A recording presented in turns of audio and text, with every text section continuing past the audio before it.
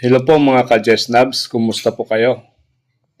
Nanood ba kayo sa Senado sa impeachment trial ni VP Sara Duterte? So kung saan ang nangyari ay may binanggit si Senator Bongo na hindi matutuloy yung mga or pending itong bicameral conference committee. Kasama dito yung ating Senate Bill number 3000 at saka House Bill number 10270, yung Career Progression System for Public School Teachers. So, hindi pa ito po ganap na batas. So, kailangan po talaga ng bicameral committee. Kasama po dito yung iba pang mga batas tulad ng Term of Office of Barangay Officials and SKI. Ano ba yung talaga yung nangyari kahapon sa mga hindi nanonood?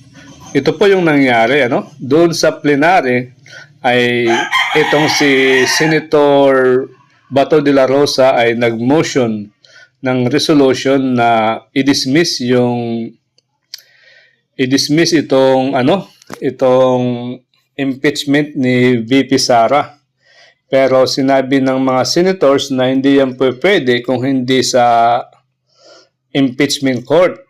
Kaya ang nangyari, nag-convene yung Senado to an impeachment court at nanumpa yung mga senador.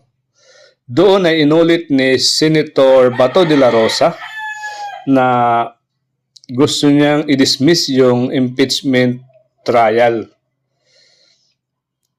At sinigundahan ito ni Senator Bongo na hindi importante itong impeachment trial ni VP Sara. Kasi nga, dahil dito sa mga pending bicameral conference committee na magiging batas na sana na makakatulong daw sa mga tao na lalong-lalo na sa health, sa ekonomiya. Itong mga nandito, kasama yung mga Career Progression System for Public School Teachers. So yun. Dahil doon ay maraming nagkomento ng mga senators na bakit i-dismiss ito daw ay unconstitutional. Pero sinabi ng ibang senators na hindi naman nakakain yung impeachment, Hindi yan nakakain ng mga tao, lalong-lalo na nasa mga laylayan. Hindi yan nakakatulong para tayo ay maging malusog, maging healthy. Kaya isa yun sa mga naging debate.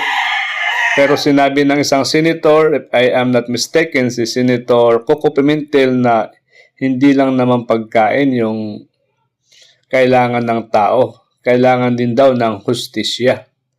Yon. So, kalaunay ay iniba yung motion ni Senator De La Rosa.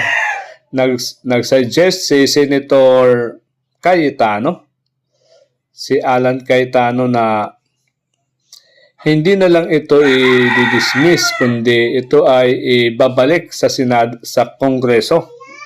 Ibabalik ito dahil ito ay dapat i-verify nila, i-certify nila na ito ay hindi unconstitutional.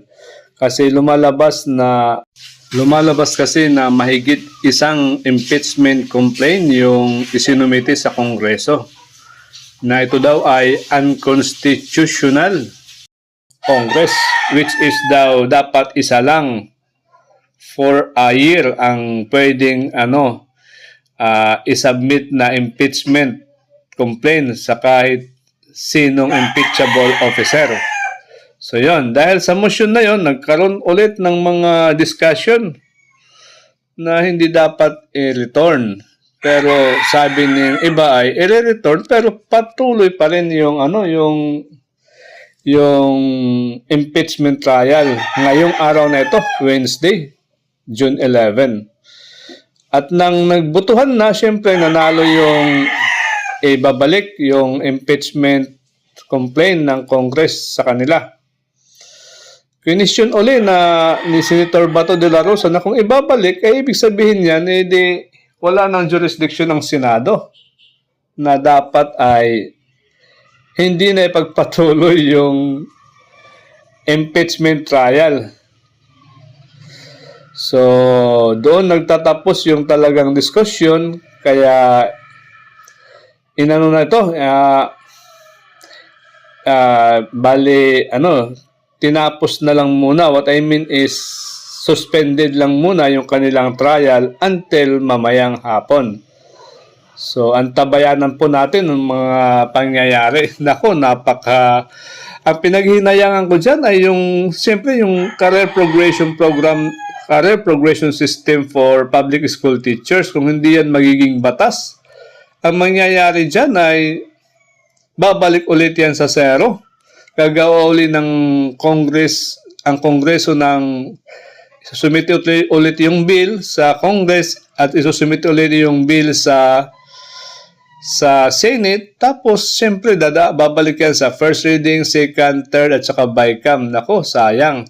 Sana yan pa rin ay lumusot sa 19th Congress, yung Career Progression Program. So, guys, hanggang dito na lang po muna. Thank you for having me. Bye-bye.